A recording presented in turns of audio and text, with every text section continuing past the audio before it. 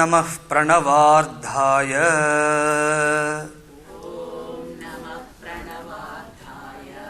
Shuddha Gnanaikamurtaye Nirmalaya Prashantaya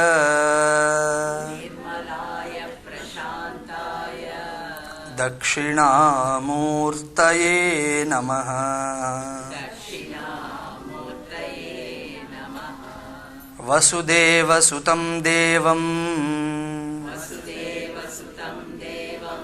Kamsa Chanura Mardanam Devaki Paramanandam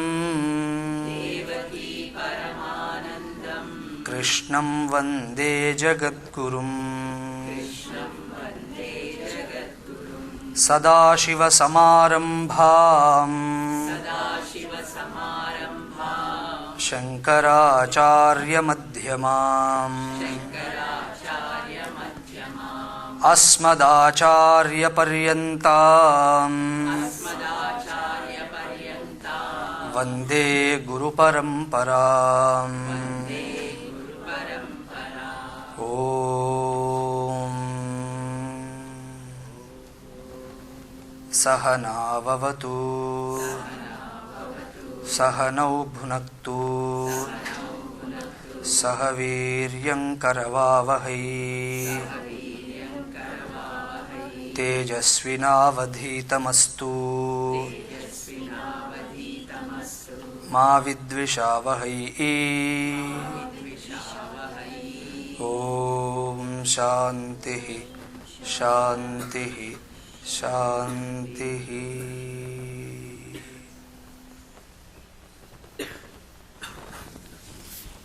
Every human being, to maintain the health, is supposed to take bath regularly. We have to take bath regularly for what? To maintain the physical health.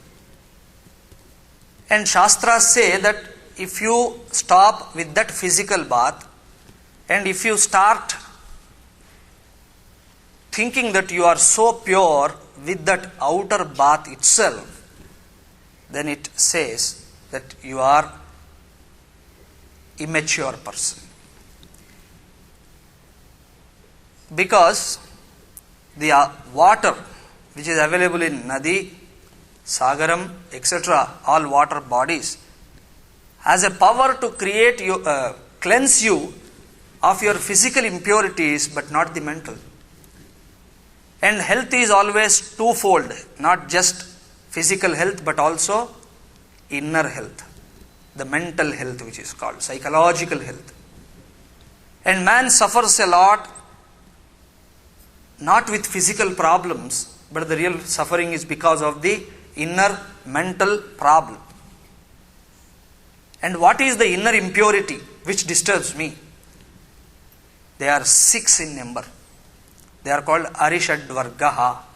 Shat means 6, Varga means group, Ari means enemy. A group of 6 enemies are residing in us. Where? Dehe tishtanti taskaraha. Dehe tishtanti. They are not somewhere. They are very much in our bosom. Then for what they are doing, being seated in the bosom of every individual, what is that they are doing? Jnana Ratnapaharaya Tasmat Jagrata Jagrata. Jnana Ratnapaharaya. Whatever the little intellect we have, whatever the little buddhi we have, to understand the things about myself and about the world, they are there inside the 6 enemies trying to plunder us of that Jnana, the inner wealth, the real wealth. So how am I to cleanse myself with all these things? How to get rid of all this group? Then Mahabharata says, Na varina shuddhyati chantaratma. Na varina, by water. The antaratma is never cleaned. At the most your physical body is cleaned, but not the antaratma. Then where am I to go? to have this purity, then Shastras themselves very boldly, very categorically proclaim Mala Nirmochanam Snanam, Mala Nirmochana Snanam, Jalasnanam Dine Dine. Mala Nirmochanartham, the physical impurity, to get rid of it. Mala Nirmochanam Pumsam, Jalasnanam Dine Dine. Every day you are supposed to take Jalasnanam. With that Jalasnanam, all this malam will go. Then another snanam is there. Sakrit Geetambhasi Snanam Samsara Malamochanam. There is one more snanam called Gita Snanam. Dive deep into the ocean of Bhagavad Gita, which is but the quintessence of all the scriptures available in the world. And it is the essence of Veda. Veda means knowledge. Knowledge of what? Knowledge of everything. Knowledge of life in totality. Knowledge of physical things, knowledge of psychological things, knowledge of spiritual things, knowledge of society, knowledge of how to eat, knowledge of how to sit, knowledge of how to listen, knowledge of how to assimilate, knowledge of how to talk, knowledge of how to walk. I am not exaggerating. Every word I am using I can show you in Bhagavad Gita. How to walk he says, how to sit he talks. And what are the parameters to cleanse your walk, the very word he tells in Bhagavad Gita. So knowledge of everything which enhances the beauty and glory of life, which will bring forth from inside or outside, which will make our life a peaceful life, which will really enable us to have a romance with our life. Romance in a proper sense, okay.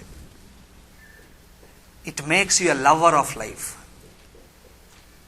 This we want. So Sakrit Geetambhasi Snanam Samsara Malamochanam. Samsara means mental disturbance. Samsara never means, whenever you hear this word in Shastra, whenever it is being used by Mahapurushas, never degrade that word or never bring the word to that meaning which amounts to saying that wife and children are samsara. No. Wife and children are not samsara. Samsara is that consequence which is born out of inappropriate action of yours, which is again born of ignorance about certain thing. So improper knowledge, inappropriate action together will result in a situation which is called samsara. So never mean that word in a used sense. People don't know how to use words. Every word has got its own etymology. Every word has got its own connotation, its own presentability. But we don't know how to use. For example, there is a word, Mangalam, which means auspiciousness. But in our Andhra Pradesh and Telugu knowing people know that we use that Mangalam in all Amangalam sense. I kept some money in a chit fund company and that fellow turned the board. Then what we will say? Na dabbanta Mangalam padindandi. Mangalam is very good word actually, but they use for that sense. That means you don't know how to use the words.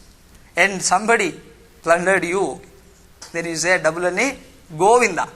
Hey, Govinda is such a noble word, such a great word, by chanting which you get lot of punyam. Even if you say now and then without knowledge, Govinda, Govinda, Govinda, that gives lot of punyam. But that word has become a synonym with death now. Any house, if you say Govinda, Govinda, they will say, stop Swami, don't say that. Why? Such a auspicious word. No, it reminds us of death. Like Ram Naam Satya hai. Kabhi bhi bol sakte hai. Ram Naam Satya all the time you can say, but go and tell in any house. You can see their face and how the variation of colors and shades you can see. Moment you say Ram Naam Satya hai, he will not realize that Rama, but our local funeral comes to his mind. Like that we associate lot of beautiful words with all idiotic concepts and ideas which are born of some stupid people. So like that samsara is such mistaken word. That's why we say if anyone is married and has children and still trying for some spirituality, people say, wo samsara mein phas gaya, ab kya karega? Samsara happens in inside, not outside. Example, our Krishna, 16,000 affairs. 8 official and all others are unofficial account. 16,000 times. Then how much samsari he should be? Maha samsari. All the time he should be crying. Why?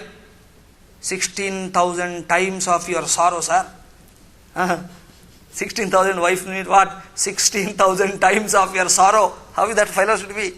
But all the time happy, Satchidananda Vigraha. Why? Samsara is not outside, inside. That's what Bhagavan wanted to tell us. That's how Bhagavatam wanted to preach us. It's not that Krishna really has 16,000 wife or etc. But it is some idea to give that you may have 16,000 or 16 crores. Doesn't matter. If you are Yasya Brahmani Ramate Chittam Nandati Nandati Nandatyeva Bhaja Govindam Bhaja Govindam. Whose mind is always reveling in that higher truth. Whose mind is always soaked in the consciousness of the divine. Whose mind has realized for certain that it is never away from God. It can never afford to be so. The mind which has realized that Anandam is my natural status. If that is the case, outer things, hundreds, lakhs may be there, but never it brings a samsara to you. If that is not there, you may be in a ashrama. You may be doing tapasya in Himalayas. Still you are in samsara. Because samsara is born of mind, not born of situation. So, Gitambhasi Snanam, the Snanam which we take with Gita, Bhagavad Gita Snanam, which means studying the Gita Shastram regularly, trying to understand the teaching of Gita and applying it in our daily lives, is samsara malamochanam. It takes out that impurity in you which causes samsara. Those impurities which are in the form of kama, krodha, lobha, mada, moha, matsaryam, it takes away. So a man is really cleansed with Gita Adhyanam. And why Gita is so popular? Because Gita is not our fundamental text. If anyone asks you that what is the fundamental scripture of Hindus or yours, then what is that you have to say? Vedaha. Only Vedaha. That means only Vedas are our fundamental scriptures, not anything else. But more than Vedas, Gita gained popularity. Is it because it is a new text, or is it because of Krishna's charm and glory is transferred to this, or is it because of too much of publicity? Why? Any of the aforesaid reasons are wrong.